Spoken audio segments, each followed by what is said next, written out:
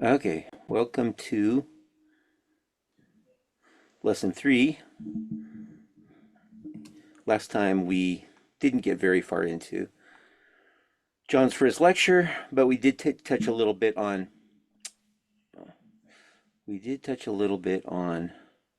the mindfulness revolution and how that relates to the Orthodox Christian understanding of nepsis or watchfulness, and how there are some connections, a lot of connections actually, although mostly nepsis is it's less well known in the Western Christian world, obviously because it was mostly practiced by Eastern Orthodox monastics. So when we in the West think of the contemplative life, just because of our Western influences, we think of things like Lectio Divina and listening closely to Gregorian chant. And then recently there's been things like Christian meditation and the centering prayer, Thomas Keating's centering prayer. I mean, outside of monastery walls, I think that in the West, the Catholic and especially the Protestant tradition has almost no contemplative tradition whatsoever. And what contemplative or mystic tradition they do have is really dismissed and often persecuted by Protestants. The best example I can think of would be Jakob Boehme, the great Silesian mystic from the 15th and 16th century, but also Emanuel Swedenborg and others. Protestants in general are allergic to mysticism and the contemplative life. Catholics not so much, although Western Catholics did tend to persecute their own mystics and contemplatives. Saint Teresa of Avila, who later became a doctor of the church, was persecuted in her time, and as was John of the Cross, her companion. Anyway, Meister Eckhart, I'm sure was persecuted, and Margarita Perret was put to the flames, as was Giordano Bruno.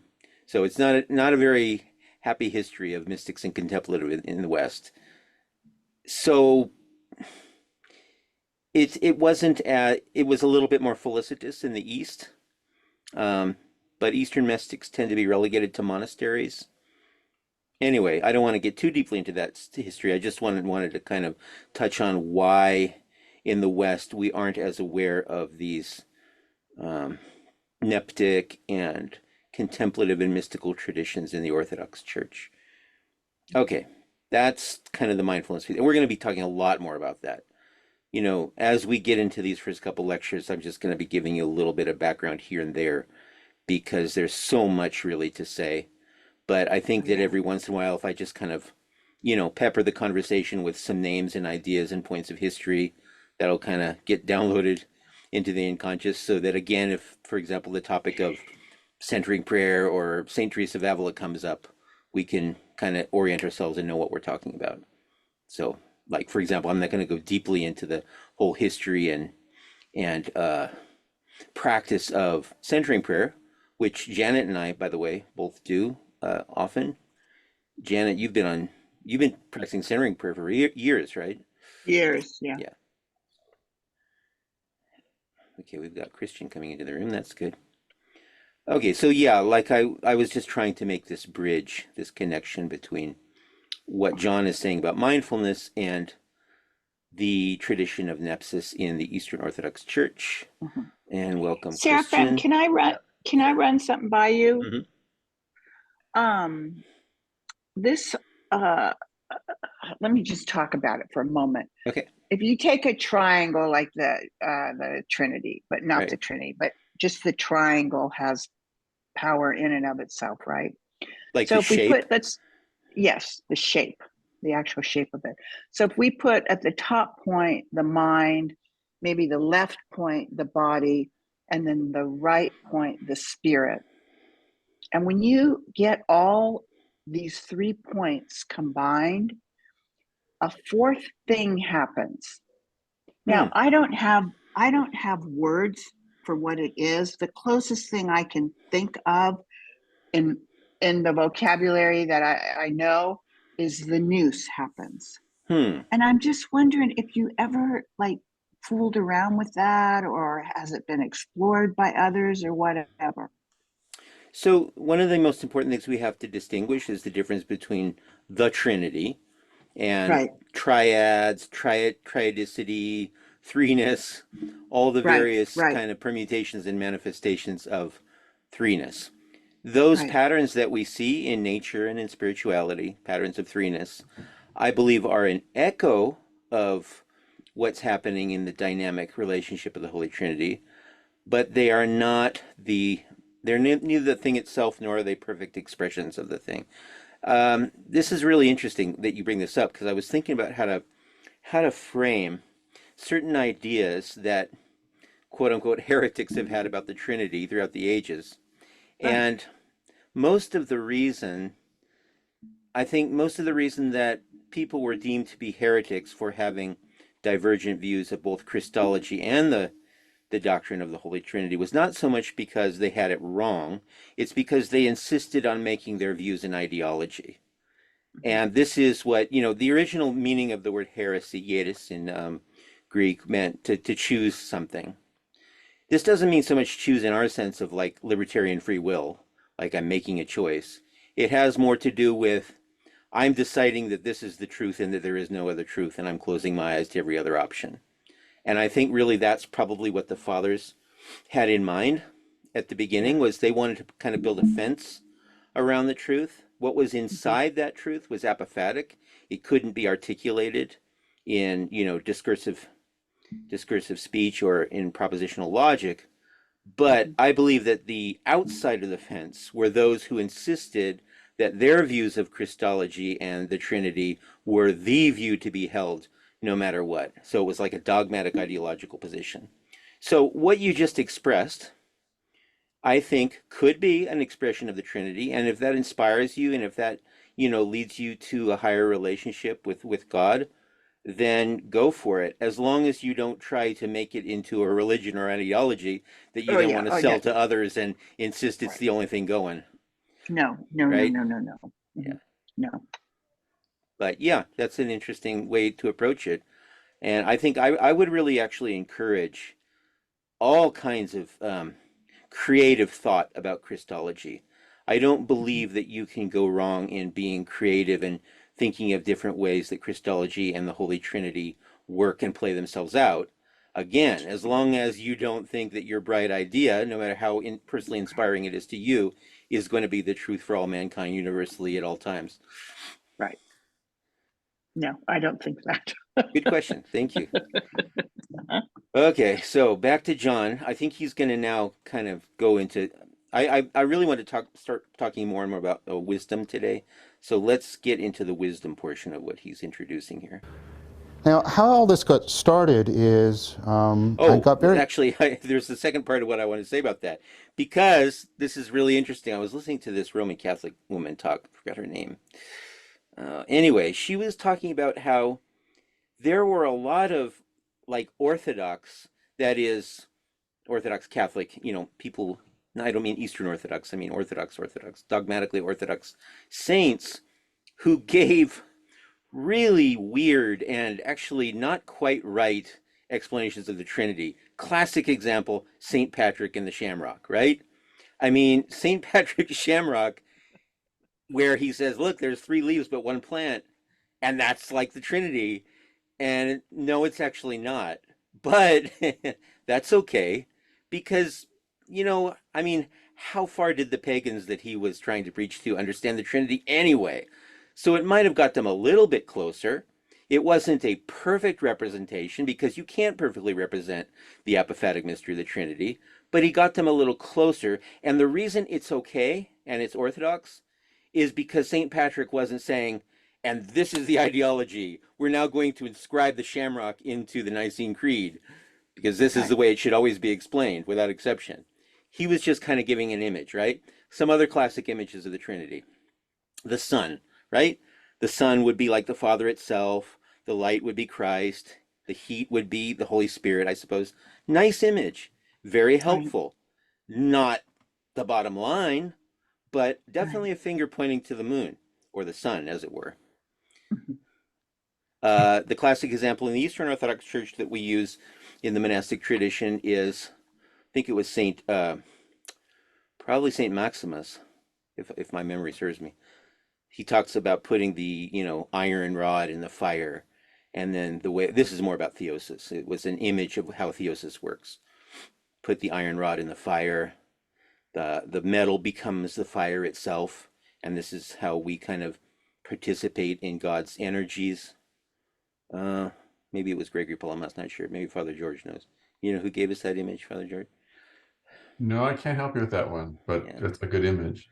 Yeah, so it is a good image, but it's Yeah. again not the truth. It's just very a helpful, what they call in Buddhism, an upaya, which means a skillful means to conceptualizing something that can't be conceptualized. Right. Okay, so yeah, thank you for that, Janet. Very interested in a particular phenomenon. I got interested in the fact that there seemed to be a growing confluence between people who are interested in Buddhism and people who are interested in cognitive science. We'll talk a little bit later as we go on what cognitive science is. But you know some of this already in the world at large because we're going through what's called the mindfulness revolution. Mindfulness is being spoken of everywhere. I was in a bookstore yesterday, chapters, and there's a whole section just on mindfulness itself. So why is the mindfulness revolution occurring? Well, it's occurring particularly because of this intersection between Buddhism and cognitive science. But why is this happening? And why is it, so explosive in nature? And what do we mean by mindfulness? Some of the work I've done is trying to get clear about that. We're going to talk about that in this series. Now, there's also a lot of other things that, in my mind, seem to be convergent with this growing confluence between Buddhism and cognitive science. There is an increasing interest, both academically and in the public at large, in the topic of wisdom, something that people did not talk about very much not that long ago. Well, wisdom is now a very hot topic within psychology and cognitive science. And books offering to train you in wisdom are again becoming popular. Same bookstore experience yesterday. I bought my son a book called How to Be a Stoic. Right? This is like, how is it that a philosophical position from the Hellenistic era has become a popular book that people are seeking? Why is there this hunger for wisdom? And why are people meeting it with these kinds of things? The Stoicism, the philosophies of the Hellenistic period. I'm going to talk about that. I think there's good reason for that. Of course, there's increasing academic and public interest in psychedelics. I just gave a talk earlier this week at Yale about psychedelics and the increasing interest in psychedelics and psychedelic experiences. You're seeing radical things with them. People can be released from treatment-resistant addiction. They can overcome post-traumatic stress disorder. Like the normal with the best therapy, right? Solution rate for people with post-traumatic stress disorder is about, right, if things go really well, 20% or so. You introduce psychedelics into the therapy and you can get the healing rate up to 80%. So what's going on? Okay, so let's just touch on two things. Very briefly on psychedelics and then more extensively on wisdom. I'm going to pull up my wisdom slide here. Well, let's go back to actually some of the wisdom practices that I really want to start talking about implementing as part of this course, because a main thrust of what I'm trying to get at is that wisdom cannot be, and I have to repeat, it cannot be attained without accompanying practices which help to cultivate non-propositional knowing. So wisdom does not come through discursive speech and propositional logic. Propositional logic and discursive speech are doorways to wisdom, certainly, and they are propositional knowing, discursive thought, dianoetic thought, however you want to put it, certainly is sufficient but not necessary. So you need to have some statements and sentences which express somewhat where you're getting at. But ultimately, in our practice, we have to learn how to transcend propositional knowing and acquire this non-dianoetic or noetic wisdom through procedural knowing, perspectival knowing, and ultimately participatory knowing, as John frames it. So entering into that ultimate stage of participatory knowing just is the Parousia.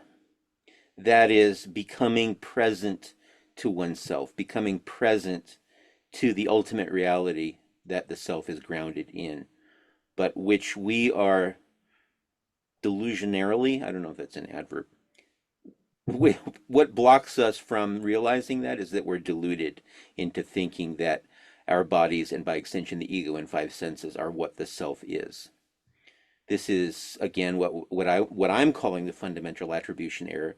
Actually, in logic, it's not really the fundamental attribution error, so I'm using it a little bit differently here. Most of the time, the logical fallacy of the fundamental attribution error is spoken of in terms of, like, I know that what I do when I make a mistake, it's because I'm excused. I don't know what the excuse might be. I'm a fallen being, or people tend to make mistakes. But when you make a mistake, it's your own damn fault, and you shouldn't have done that. That's in logic. That's the fundamental attribution error. Actually, it's more of a bias. But anyway, I think the fundamental metaphysical attribution error is thinking that you are the body, the five senses, your own personal history, rather than the supreme identity, as Alan Watts calls it. So how do we get there? How do we achieve that supreme identity? You're going to see later I have this, what's called a wisdom curve, which kind of tracks wisdom as being both an appropriate seeking of desire, wanting the right things is wisdom, but also knowing who you really are is the right thing. And that's going to involve some practices. I'm just going to very quickly kind of dismiss psychedelics down here because, first of all, psychedelics have never been part of the Orthodox tradition, the Orthodox Neptic tradition, the Orthodox wisdom tradition, whatever you want to call it. That doesn't mean that I am, saying that psychedelics are bad or that they should be forbidden. First of all, drugs in general, I don't consider psychedelics drugs. There would be three ways that I think a person seeking wisdom might approach drugs. Number one, as entertainment. Number two, as medicine. And number three, as an entheogen, or a way to make contact with ultimate reality. Clearly, somebody seeking wisdom is not going to be using drugs as entertainment, or Right. that's just off the list right away. So that leaves then drugs as medicine and drugs as entheogens. Drugs as medicine, even, I think, has mostly been co-opted by the AMA.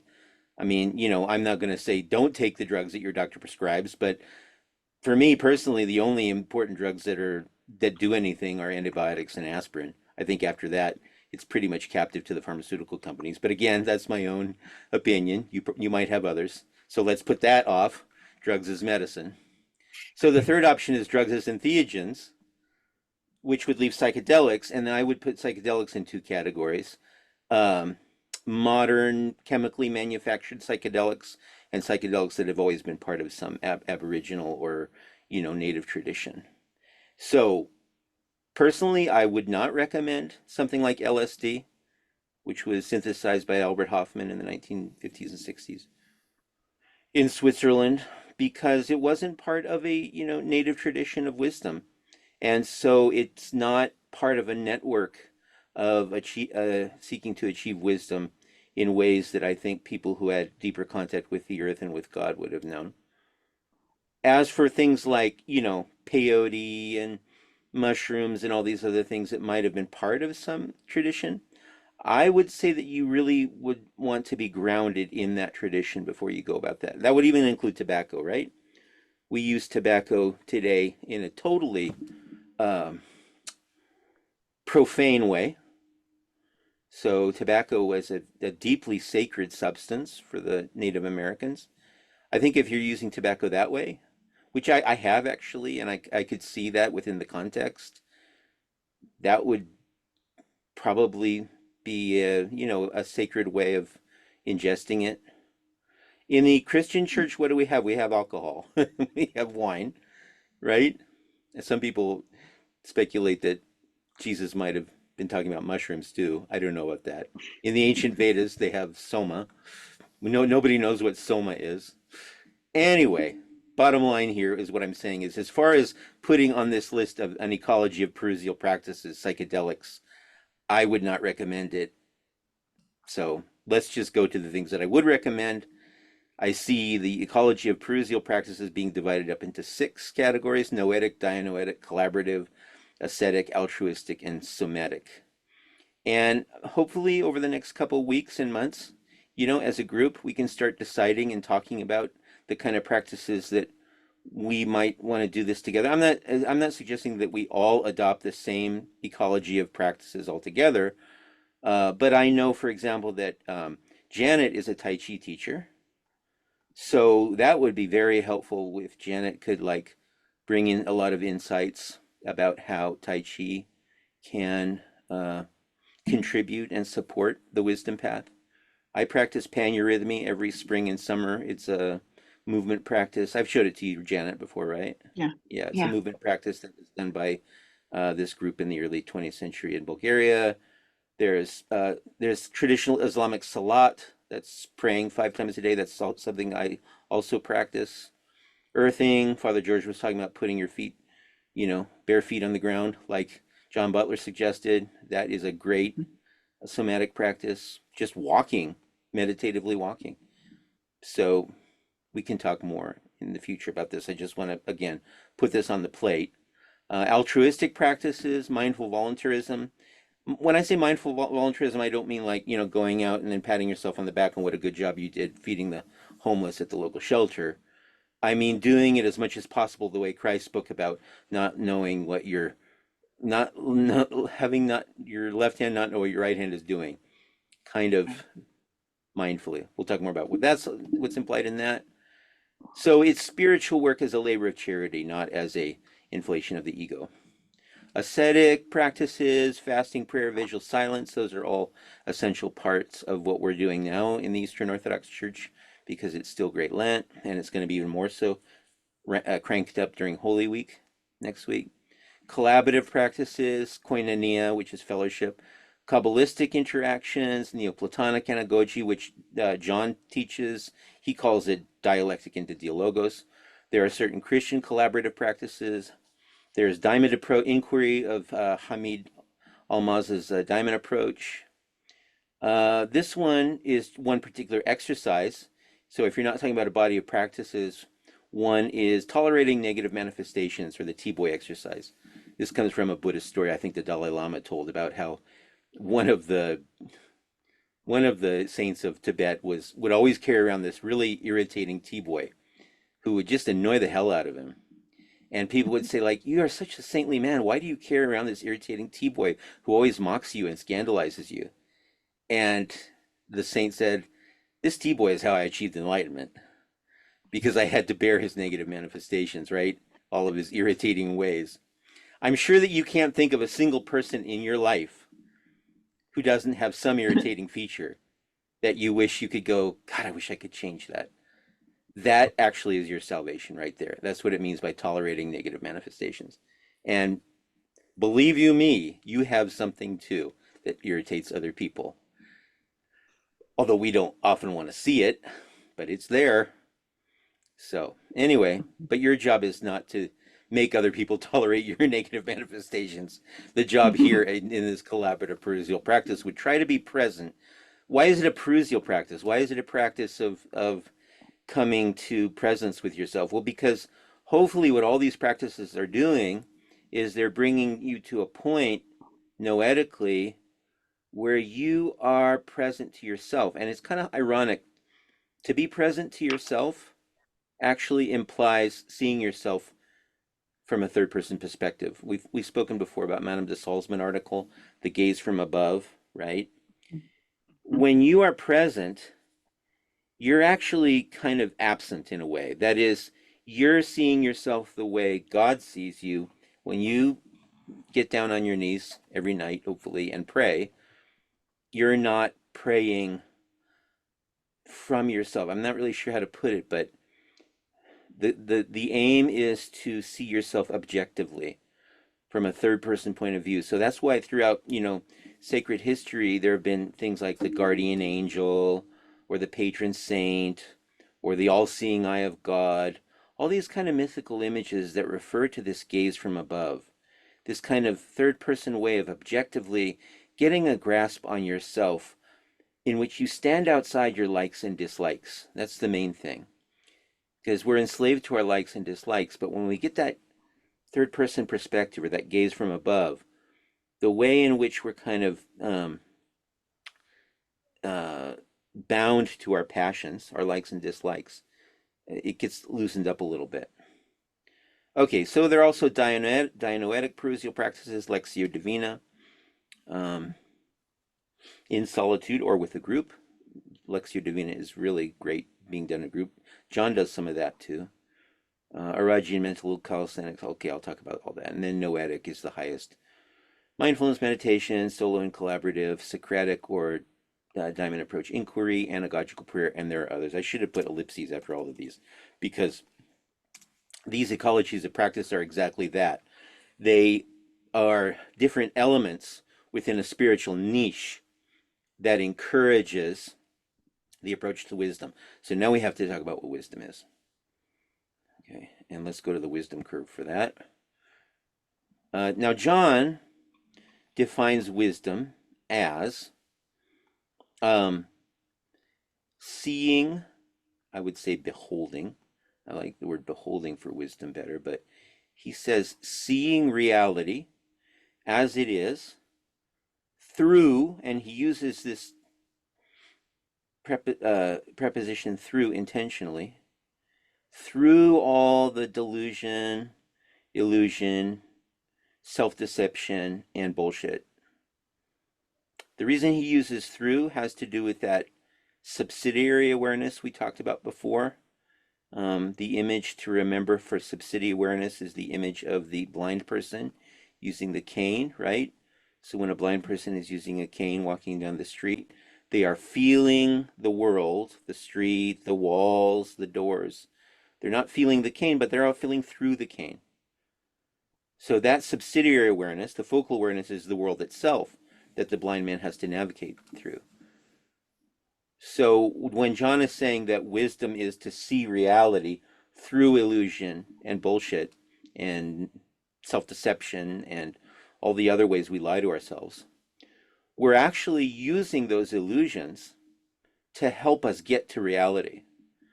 Most of the time, the suggestion in finding wisdom is that you want to destroy illusions, or that you want to, it's like destroy the ego. No, we don't want to destroy the ego. We don't want to destroy the illusions, because God created the ego as a mechanism for coming to awareness. If all things created by God were good, including the ego, so there's a right way and a wrong way to use it. When you use the ego in the wrong way, it becomes evil because it becomes egoism. You make of yourself an ideology. But when you use the ego as an appropriate operating system to connect to society and to others, you're actually using it in the correct way. So you want to see through your ego, meaning both past it and with it, the way a blind person would use a cane.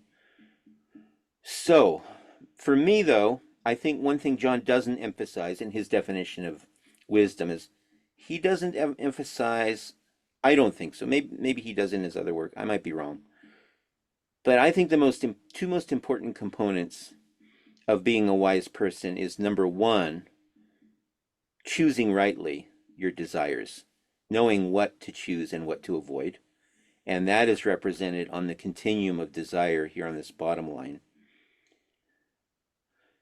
There's a hierarchy of things that people desire, the basics being the animal needs, sex and food and safety and warmth. This is very similar to Maslow's hierarchy, by the way. If you're familiar with Maslow's hierarchy, you can kind of overlap. There's a lot of overlap here. And then after you've pretty much secured your animal needs, the human soul starts to think, how can I secure my animal needs forever and ever so I never have to worry? I know, let's invent money as a means of exchange, right? So you start thinking about how you can secure your resources, put things in a bank, put things in a, what is the, there's a story from the Gospels about how the man tried to store up all his goods, and that was the very night that his soul was required of him. So we seek to have all of our animal needs secure, but then even above that, we think, how can we secure that security? Well, we need social influence and power, which is how civilization arises, right? Civilizations arise because people get together, they think of hierarchical dominant structures by which they're able to control the resources, the means of exchange, the animal goods. And so the next thing of the human soul desires is social influence and then power. But then, clearly, the next thought is, how am I going to get power? Well, we all know knowledge is power. So I want knowledge. I want to know how to control people so I can control resources, so I can control my animal needs. But eventually, as the person understands that these goals, these aims that can be acquired through the exercise of intelligence are not going to satisfy the God-sized soul in the heart, people begin to transcend a little bit. And this is where like music and art come in. The love or desire for culture, for music and art, is kind of a liminal state, because it is a kind of knowledge, right? But it's also a something else. It's an attempt to transcend the means by which civilization keeps our desires captive. And civilization knows this, right? The leaders in society know this. So culture always has kind of two, culture's very, it's got this dichotomy.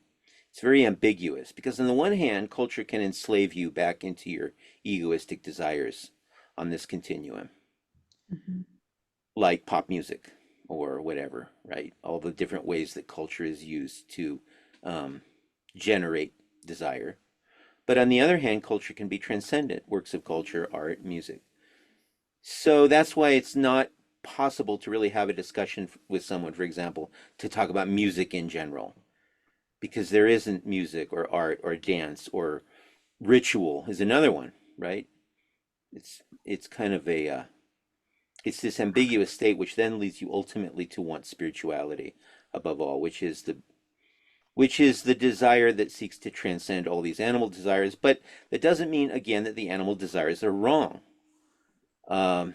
The body, it took billions of years to evolve a body, a primate body, like a monkey body.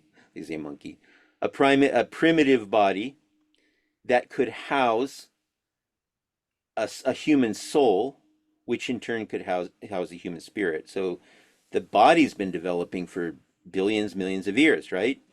The social soul, the human soul, has been evolving for about 200,000 years. And it's become especially poignant, that development of the human soul for the last 200,000 years, in the last 8,000 to 10,000 years, because that soul, it has become an optimal vessel to now house the human spirit. At which point, it's like, the stages of a rocket. You're not going to be able to get to spirituality without a body. The body is essential. But you also, once you've developed the body, you can kind of cast it away, the way that rocket stages, let go. And same thing with the human soul. You're not going to be able to get to spirituality without engaging in society and interactions with others, because the human is a social being. But eventually, the only reason you're doing that and making contacts with others is so that you can see God. Because there's only one person in this meeting right now. There's only one person in the world, and that's God. But it's God interacting with God's self here.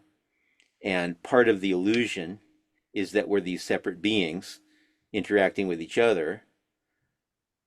And that brings us now to the IQ. Now, the IQ here doesn't mean your intelligence quotient.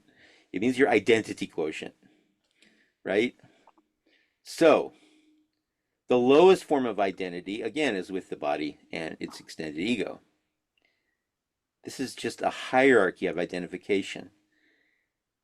But pretty soon, your circle of compassion kind of widens out a little bit, and you start to think, I can't just be living for myself and my flesh. I'm going to live for my tribe, right? And then you become this tribal person where the identity is conflated with the tribe. And for those of you who are familiar with spiral dynamics and other systems of developmental psychology, how psychology is developed through social interactions, you'll see clearly where this is going, because this would be the archaic stage in spiral dynamics. The tribal identity would be the red and purple tribal stage. Identifying with your nation or country is going to bring you to identification with, yourself as an American, a Russian, a Spaniard, whatever, Japanese. So that's already getting into the blue and orange territory. And then when you get it to green, this would be the threshold of first tier consciousness, speaking in spiral dynamics terms right here. When your ultimate identity becomes humanity itself, right? Like kind of like how the Stoics, we have this term cosmopolitan, which means a person who's identified with the whole of the cosmos, with all of humanity. The Stoics, like Marcus Aurelius and Epictetus and other Stoic philosophers, did not really identify with any particular nation, but they considered themselves cosmopolitans. Once you reach that kind of green level, first tier consciousness, you transcend into having God as your ultimate identity. Now, this is the ideal, I think, of any religion, is to have its followers, its believers, have God as the ultimate identity. What this is called in Sanskrit, in the Vedic tradition, is God as the Ishvara, or the kind of the mask or the image or the presentation of God. Because the Ishvara, or the object of worship, the divine object of worship, is not the supreme identity. That is, it's not God itself, but it's an important bridge to getting to that supreme identity, which that supreme identity, that's the ultimate identification. And you can kind of see there's this threshold here between first tier consciousness and second tier consciousness, and over here between transcending knowledge through culture into spirituality. This is kind of like where one would be wise, right? You're wise when this wisdom curve goes up. You're within the territory. I mean, you could still be wise, I guess, at this level, below the threshold of humanity or transcendent. Anyway, we can talk about this. I'm discussing this for the first time today with you guys. So, Very interesting, Seraphim. questions or comments about this? Maybe I've given you too much, maybe too little, not sure. Christian, maybe you have a question about this. I know we've talked a lot about this I before. really don't because we've talked so much about it, so forgive me. Okay. Enoch, you're coming from another kind of orientation. Maybe you have a question or comment. No, I don't think so. I'm throwing it around in my head with the idea of nefesh, ruah, and neshama. Right. Okay. And I see some correlations. Yeah. So, Seraphim, yeah, go ahead. Seraphim, does this, while you're explaining it, when I was reading, I forget which one of Kim Wilber's books, right? Mm-hmm. He has like graphs and stuff like that, Yeah. right? Yeah. Is this similar to that kind of stuff? A little bit. His system is he uses 4 different quadrants. It's called the Right. Akal Right. system. You'll be familiar with Yeah. that, right? So he Yeah. approaches it a little bit differently, but there is a way to make connections. If I had, for example, if I could draw Ken Wilber's 4-point grid over here, I would be able to make those connections. And if people get Yeah, interested, it's really, I could it do seems, that. it looks really similar to me. Yeah. I mean, I can see how it would fit in, His or vice versa. is for, I forget what Akal stands for, AQAL. He does social inner experience, individual inner experience, and then the material or physical inner experience and physical outer experience. That's his Akal quadrant. So Right. this one, he's not. Ken Wilber very rarely talks in terms of wisdom. He has Mhm. other vocabulary that he borrows from. I'm really Yeah. relying mostly on this idea from several sources. Alan Watts, The Supreme Identity, the Kabbalistic practice from B'nai Baruch, John Vervecki, mostly Right. those three. Yeah, so there's Yeah, not yeah, much yeah. Wilber here. Okay. I know that I saw that chart and I was looking at it, and then when I saw this one, I thought there's some similarity here. Yeah, this whole bit Yeah. here, Janet, the Hmm. X row is that's all Kabbalistic. So Oh, it's interesting that interesting. Enoch would bring in, the Nefesh and the Ruach. And we can talk Right, about right, how this right. connects to Kabbalah, because basically this is all Nefesh, this is all Ruach, this is all Neshama, this Uh-huh. is getting closer then to the higher spheres of the Chaya and the what's called the upper face of God. This would be the lower Okay. face of God, the Zer Anpin. Anyway, I don't want to get too much into Kabbalistic territory, Okay. but that's what Okay. that is. This All right. one is mostly from Alan Watts and spiral dynamics. And in Yeah. that sense, it would be Ken Wilber, because Ken Wilber is the theorist in our time who's made the Hmm. most out of, spiral Yeah. dynamics. But he's got his own way, because he doesn't call what he does spiral dynamics. He'll just use the term straight out from Jean Gebser, and he'll say mythical, magical, rational, Right, transcendent right, stages. right. Okay. All right. Thank you. Okay, good question. So that's wisdom. Father George, any remarks, comments, or questions? It seems a useful scheme for conversation. Okay. That's all. All right, so let's go to the self now, that supreme identity we were talking about. We touched on it a little bit. I wanted to read through my description a little bit more, especially since Father George says he's recently read some of Alan Watts' Supreme Identity, because that's where I'm going with that. Remember, the y-axis of the wisdom curve was the Hmm. IQ, right? The identity Hmm. quotient. Hmm. Well, that's going to relate to this continuum between the supreme identity and what I call the macro self and the micro self. The macro self being the highest identity, the micro self being the small I. Lots of ways to put it. Ego, small I, micro self. There it is. Okay, we already read through this paragraph, so let's go this one. Go to this one, and then you can kind of think about what the wisdom curve in terms of these definitions of self. Because the self, as the supreme identity, has the capacity to create verbal narratives about itself, it is closely associated with the logos. Logos meaning word or story or account or report. There's lots of ways to interpret logos, but basically it has this idea of narration through words, right? Making a story. However, because the limits of the infinite and eternal self are undefinable, the power to tell stories about itself can only remain latent until the self, with a big S, disassociates itself into countless finite selves or egos, which are then endowed with the ability to relate stories about themselves and each other in second person and third person narratives, in and as finite narratives. That is, plotted progressions with a limited continuity that includes a beginning, middle, and end. This is exactly why the religion of Christianity is most optimally conveyed through gospels and stories and narratives. Because what the manifestation of God in human form is all about is it's all about the way the Father can't narrate a story about himself.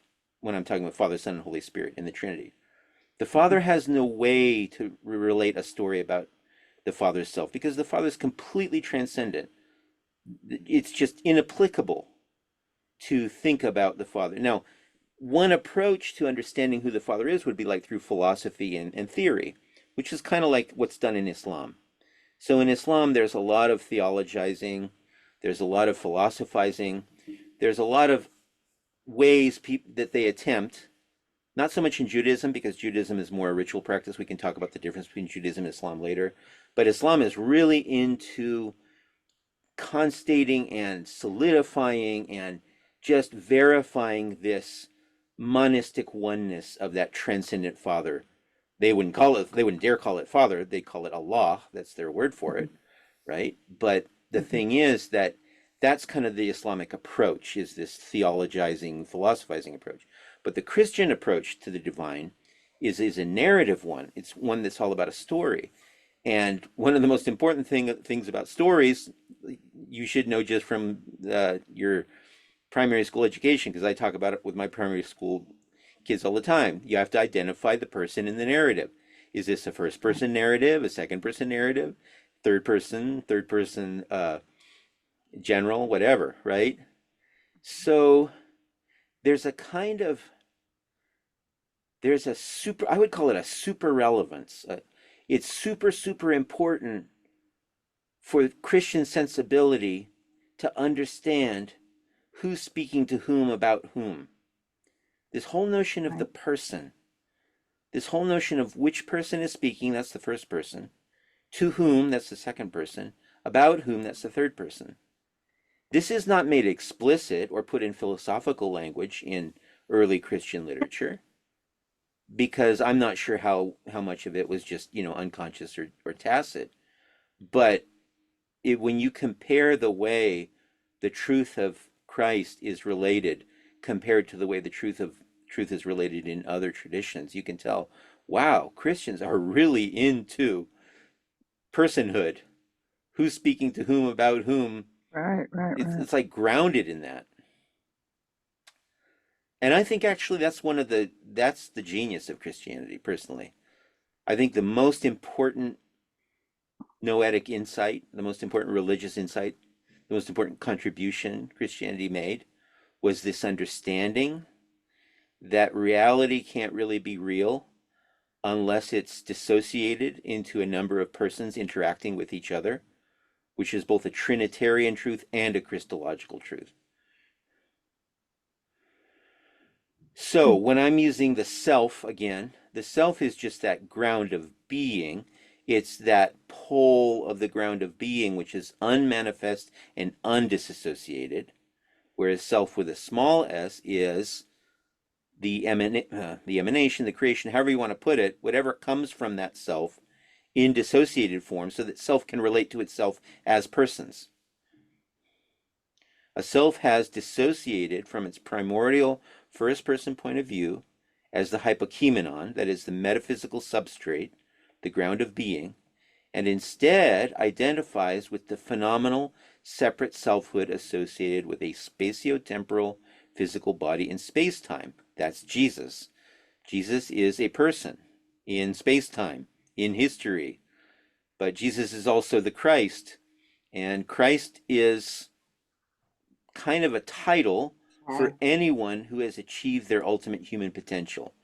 So it derives from the Old Testament, when in the Old Testament they used to anoint people that they felt have reached the highest development of personhood. If you were a priest or a prophet or a king, this was seen as being the ultimate apex of being a human being, and the way it was acknowledged was by receiving the anointing by the priest and being called a Christ, being an anointed priest or prophet or king.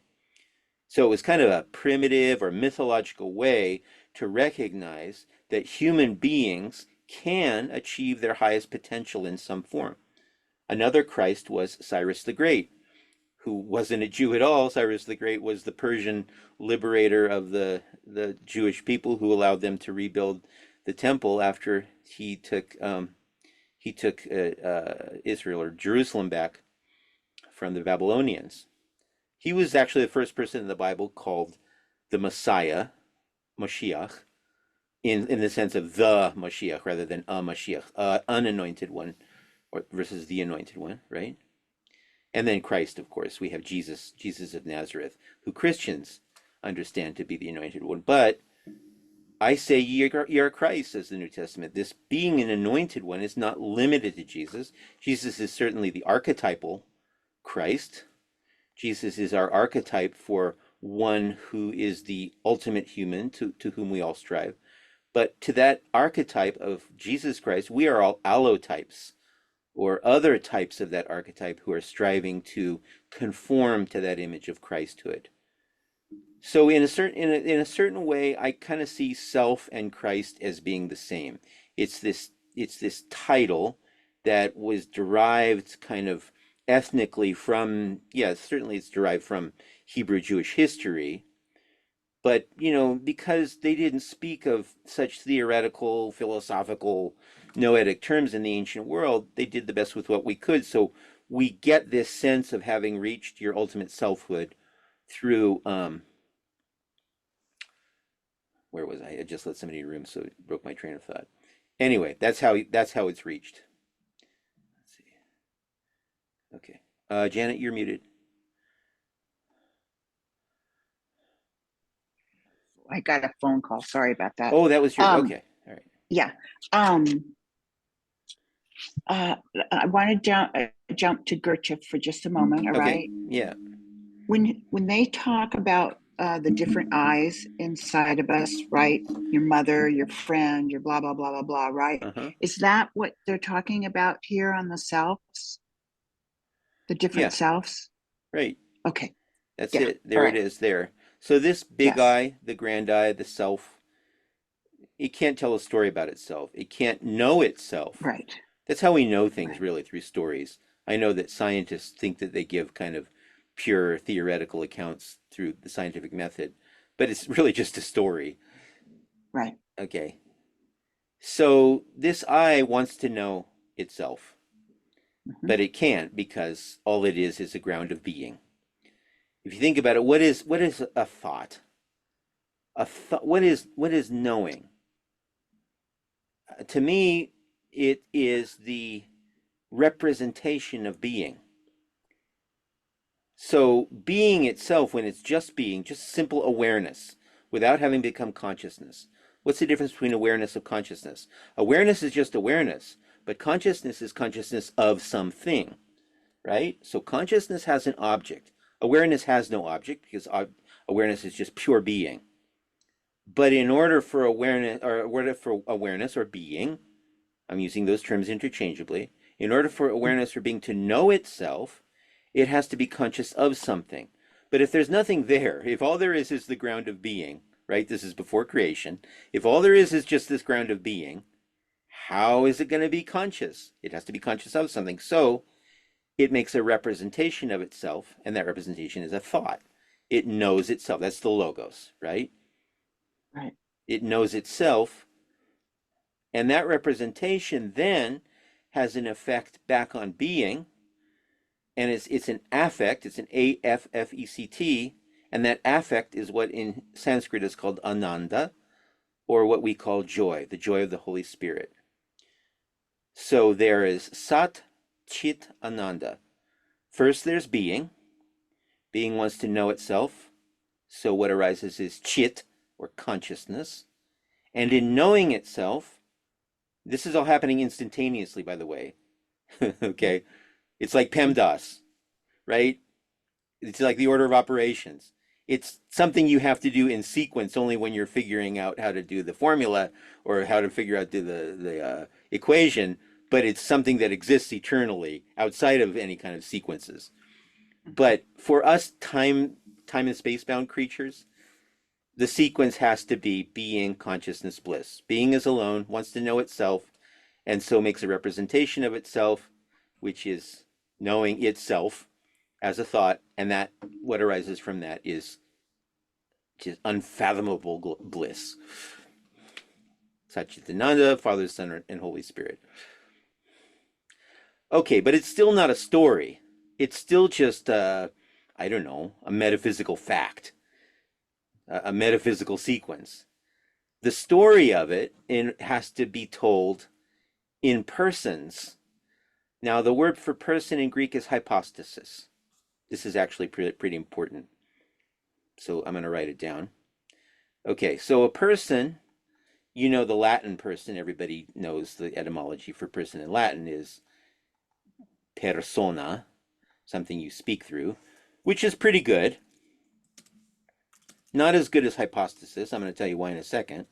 But the Latin is actually pretty good because with a persona, it was a mask in the ancient Greek theater, right? And that was what you spoke through. And that's kind of like our subsidiary awareness. So you gain a subsidiary awareness of the person, right? From the persona. But I think hypostasis is better because hypostasis means standing out from. It's something that stands out from being, and that's what existence is. If you take the Latin word existare, that's different from essere, which is being. Being is just being. It's that original form we talked about, that form of the Father, the unmanifest, unknown being. That's essere. But existare means standing out from that being. So that would be like, you know, the logos or the knowing. Okay, Father George had to leave, and we're going on an hour now, so I'm going to stop the recording so we can have a little question and answer dialogos back and forth on all this.